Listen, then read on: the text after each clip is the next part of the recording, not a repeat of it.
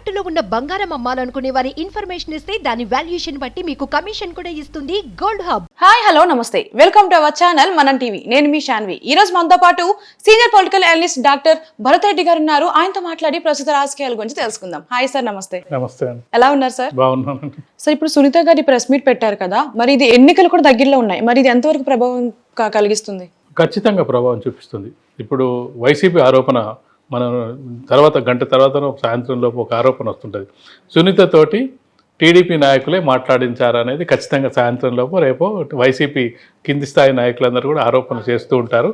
అది రాజకీయ విమర్శల్లో భాగంగా వెళ్ళిపోతుంటుంది. ఖచ్చితంగా ఇది సునీతను టీడీపీనే ముందుకు తీసుకొచ్చి టీడీపీ వాళ్ళే సునీతతో ఈ మాటలు మాట్లాడించారనేది వైసీపీ ఆరోపణల్లో చేసే అవకాశం ఖచ్చితంగా ఉంటుంది. ఈ నేపథ్యంలో మనం చూసుకున్నట్టయితే ఎన్నికలకు ముందు గతంలో ఎన్ని ఆరోపణలు చేసినప్పటికీ ఏం చేసినప్పటికీ ఎన్నికలు లేవు, ప్రజలు విన్నారు, వదిలేశారు. కానీ ఇప్పుడు అది కాదు. ఇప్పుడు ఏ ఆరోపణ చేసినా ఏం చేసినా అది రేపు ఓటింగ్ మీద ప్రభావం పడే అవకాశం ఉంటుంది.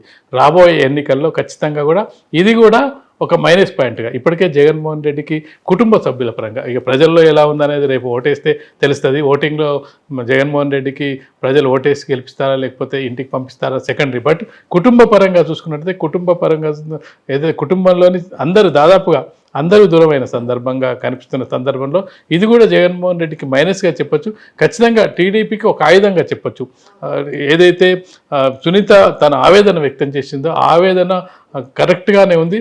ఆవేదనను మేము అధికారంలోకి వచ్చిన తర్వాత తన ఆవేదనను అర్థం చేసుకొని తనకు న్యాయం జరిగే విధంగా మా ప్రభుత్వం పోరాటం చేస్తుందని చెప్పే ప్రయత్నం చేస్తుంది. ఆ ప్రయత్నంలో భాగంగా ఇది కూడా ఎన్నికల్లో రిఫ్లెక్ట్ అయ్యే అవకాశం అయితే ఖచ్చితంగా కనిపిస్తుంది. ఇప్పుడు మీరు ఏదైతే చెప్పారో టీడీపీ జనసేననే చేశారు అని చెప్పేసి వైసీపీ వాళ్ళు అంటారు అని, మేబీ నిజంగా వాళ్ళ హస్తం ఉంటుందంటారా?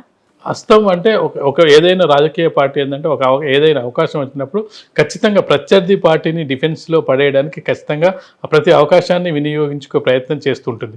వాళ్ళు తనకు సహాయం చేశారు చంద్రబాబు నాయుడు అని చెప్తున్న సునీత, మరి నీకు వచ్చిన కష్టాన్ని ప్రజలకే చెప్పుకో, వచ్చి ప్రెస్ మీట్ పెట్టుకో చెప్పే అవకాశం ఉంటుంది. అది పెద్ద తప్పు కాదు. ప్రత్యర్థి ఎక్కడ దొరుకుతారు, ప్రత్యర్థులను ఎక్కడ మనం డిఫెన్స్లో నెట్టేయవచ్చు, వాళ్ళని ఎక్కడ డిఫేమ్ చేయొచ్చు అనేది ప్రతిపక్షం ఆలోచిస్తుంది. అలాగే అధికార పక్షం కూడా ఆలోచిస్తుంటుంది. ప్రతిపక్షాన్ని ఎక్కడ కౌంటర్ చేయొచ్చు అనేది అధికార పక్షం కూడా. ఇది గేమ్ అంతే. ఎవరు ఎక్కడ దొరికితే వాళ్ళని వదలడానికి ఎవరు ప్రయత్నించారు, ఏదో సాఫ్ట్గా ఉండదు. కాబట్టి ఖచ్చితంగా ఎన్నికల ఇయరే కాదు, ఎన్నికల నెల అనుకోవచ్చు. ఒక నెల రోజుల్లోనే ఎన్నికలు ఉన్న సందర్భంలో ఎక్కడ ఏ అవకాశం దొరికినా ఇటు ప్రతిపక్షంగానే అటు అధికార పక్షం కూడా ఖచ్చితంగా కూడా వాడుకునే ప్రయత్నం చేస్తున్నారు. ఇప్పటికే రాజకీయాలు మనం మాట్లాడుకున్నట్టుగా ఒక హీట్కి చేరుకోవడం జరిగింది. తాడపల్లిగూడెం సభ ద్వారా చంద్రబాబు నాయుడు జనసేన ఇప్పటికే హీట్ పెంచడం జరిగింది. ఆ హీటు మరింత పెరిగే అవకాశం అయితే కనిపిస్తుంది. Yeah sir, thank you sir. Thank you.